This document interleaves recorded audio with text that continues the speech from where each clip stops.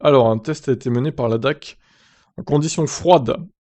Alors, avec des voitures électriques vendues assez fortement en Europe, la Zoé, la i208, la ID3. Donc la batterie dispose d'une température de fonctionnement optimale située entre 20 et 40 degrés. Alors, c'est pas tout à fait vrai, je dirais plus entre 20 et 30, parce qu'à 40 degrés, elle surchauffe la batterie, hein, pour le coup. Et elle est moins efficiente. En dessous de cette plage, la réaction chimique qui lui permet de restituer l'électricité qu'elle stocke devient moins efficace. Les constructeurs s'efforcent donc de la réchauffer, mais quand le thermomètre descend très bas, cela demande parfois une grosse consommation d'énergie, prélevée sur cette même batterie.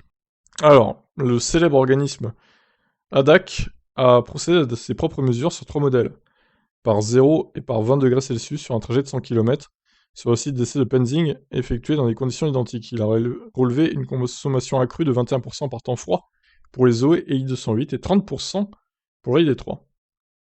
Mais la compacte allemande, pourtant dotée d'une pompe à chaleur moins énergivore qu'un chauffage classique, s'est révélée encore plus décevante dans les derniers tests de Green Cap, sur lesquels la DAC s'appuie également.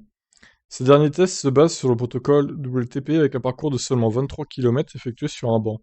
Une courte distance qui renforce donc l'impact du chauffage initial de la batterie dans l'habitacle.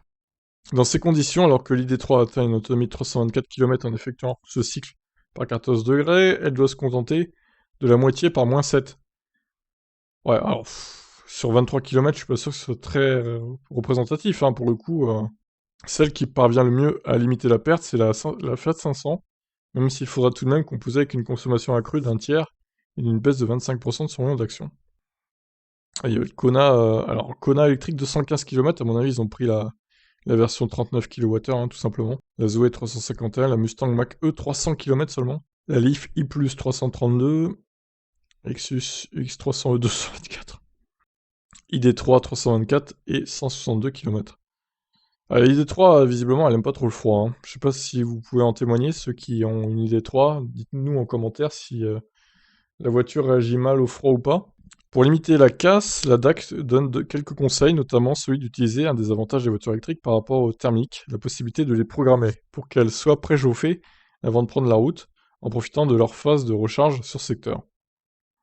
Ok, ça on le sait, l'emploi des sièges et volants chauffants demande lui moins d'énergie que celui du chauffage principal, qu'il peut être donc judicieux de baisser légèrement. Celui-ci peut toutefois se montrer plus efficace si vous le passez en mode circulation d'air quelque temps. En revanche, inutile de paniquer si vous vous retrouvez coincé dans votre voiture, moteur coupé, après de fortes chutes de neige.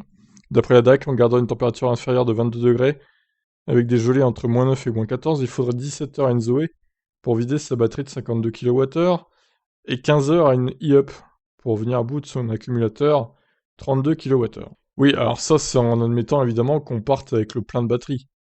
Ce qui n'est pas forcément le cas, on peut très bien partir avec la moitié de la batterie par exemple. Mais bon, oui, il y a peu de chances de crever de froid dans une voiture électrique dans des bouchons, hein. Clairement, c'est infime.